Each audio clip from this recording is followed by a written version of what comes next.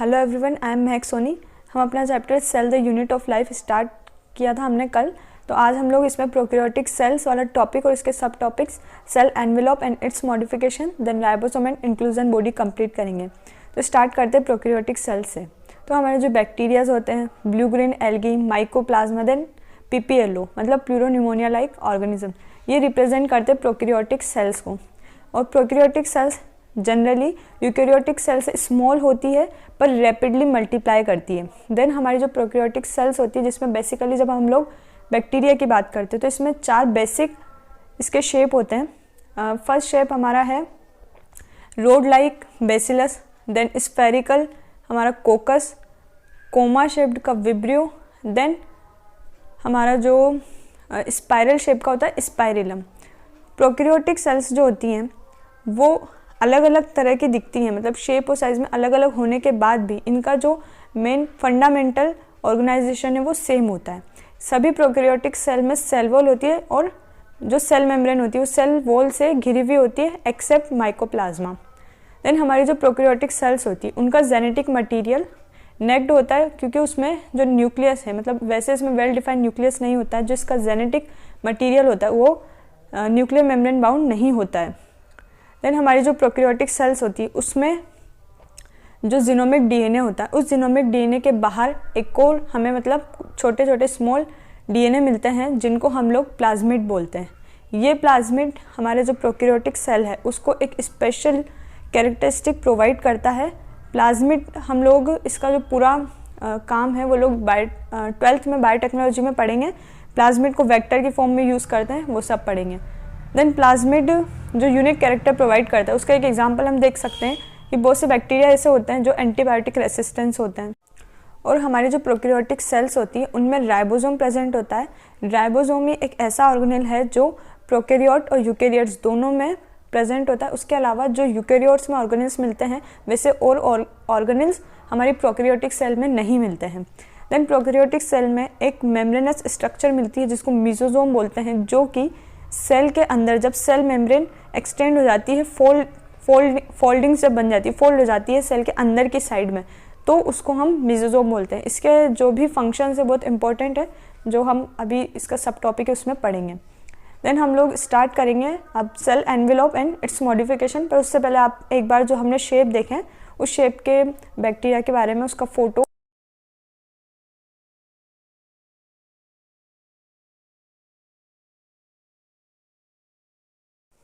तो अब हम लोग स्टार्ट करते हैं cell envelope and its modification. तो मोस्टली जो प्रोकैरियोटिक सेल्स होती है, बेसिकली जब हम लोग बैक्टीरिया की बात करते हैं तो उसमें बहुत ही कॉम्प्लेक्स केमिकल सेल एनवेलप मिलता है। और ये जो सेल एनवेलप है इसकी 3 लेयर्स होती हैं। सबसे outer layer glycocalyx, then cell wall, then cell membrane.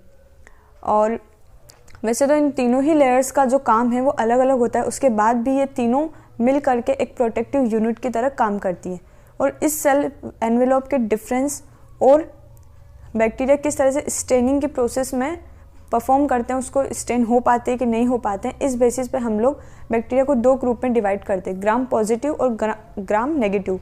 जो बैक्टीरिया स्टेन को ग्राम को ले पाते हैं उसको तो हम लोग ग्राम पॉजिटिव बोलते हैं, और जो स्टेन नहीं हो पाते उसको ग्राम नेगेटिव बोलते हैं। देन हम लोग देखते हैं कि जो ग्लाइकोकैलिक्स होता है, तो हमारा जो ग्लाइकोकैलिक्स होता है वो अलग अलग बैक्टीरिया में उसके कंपोजिशन और थिकनेस के बेसिस पर अलग अलग होता है। जैसे कि कुछ बैक्टीरिया में ये लूज शीट के फॉर्म में प्रेजेंट होगा, इसको हम लोग स्लाइम लेयर बोलेंगे। वहीं कुछ बैक्टीरिया में ये जो ग्लाइकोकैलिक्स होता है वो टफ और थिक हो जाता है, जिसको हम लोग कैप्सूल बोलते हैं। देन सेल वॉल ही एक बैक्टीरिया को वेल डिफाइंड शेप प्रोवाइड करती है और उसको ब्रस्ट और कोलैप्स होने से बचाती है, मतलब उसको फटने से और सिकुड़ने से बचाती है। देन हमारी प्लाज्मा मेम्ब्रेन नेचर में सेलेक्टिव परमिएबल होती है, और प्लाज्मा मेम्ब्रेन ही वो मेम्ब्रेन है जो कि आउटर वर्ल्ड के कनेक्शन में होती है, कॉन्टेक्ट में होती है।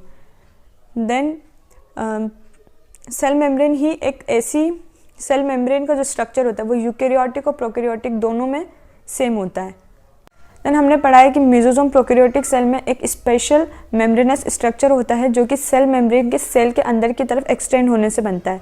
ये जो मेसोसोम है वही सेल वॉल फॉर्मेशन में, डीएनए रेप्लिकेशन में और इसके डॉटर सेल में ट्रांसफॉर्मेशन में हेल्प करते हैं। देन म्यूजोसोम उसके साथ साथ रेस्पिरेशन में, सिक्रीशन प्रोसेस में, एंजाइम फॉर्मेशन में और सेल का जो सरफेस एरिया है उसको बढ़ाने में हेल्प करता है। इसके अलावा कुछ बैक्टीरिया में जैसे कि ब्लू ग्रीन एल्गी में साइटोप्लाज्म में कुछ एक्सटेंशंस होते हैं जिसको कि क्रोमेटोफोर बोलते हैं, जिसमें पिगमेंट प्रेजेंट होते हैं।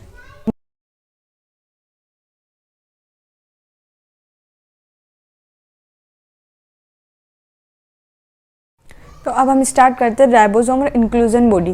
प्रोकैरियोटिक सेल्स में जो राइबोसोम होते हैं वो 70S टाइप के होते हैं, जिसकी 2 यूनिट्स होती हैं, 50S और 30S। ये 15 to 20 नैनोमीटर साइज़ के होते हैं और जो राइबोसोम है वही यूकैरियोट्स और प्रोकैरियोट्स दोनों में प्रेजेंट होते हैं।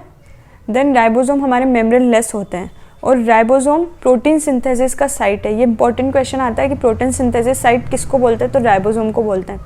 देन हमारे जो राइबोसोम है, जब वो एक mRNA पर बहुत सारे राइबोसोम जुड़ जाते हैं तो इसको हम पॉलीराइबोसोम या फिर पॉलीसोम बोलते हैं। और पॉलीराइबोसोम का जो राइबोसोम है वो ही प्रोटीन mRNA को प्रोटीन में ट्रांसलेट करने का काम करता है। देन इंक्लूजन बॉडी, तो जो प्रोकैरियोट्स है तो प्रोकैरियोट्स का जो मटेरियल होता है, रिजर्व मटेरियल, उसको वो इंक्लूजन बॉडी की फॉर्म में स्टोर करते हैं। फॉर एग्जांपल जो हमारी साइनोफाइसियन ग्रेन्यूल्स है, फॉस्फेट ग्रेन्यूल्स हैं, ग्लाइकोजन ग्रेन्यूल्स हैं। देन गैस वैक्यूल हमारी ब्लू, ग्रीन, पर्पल और ग्रीन फोटोसिंथेटिक बैक्टीरिया में प्रेजेंट होते हैं। और आज के लिए इतना ही। अगर आपको ये वीडियो अच्छा लगा हो, इससे आपको कोई वैल्यू मिली हो, तो please like, subscribe and share. Thanks for watching.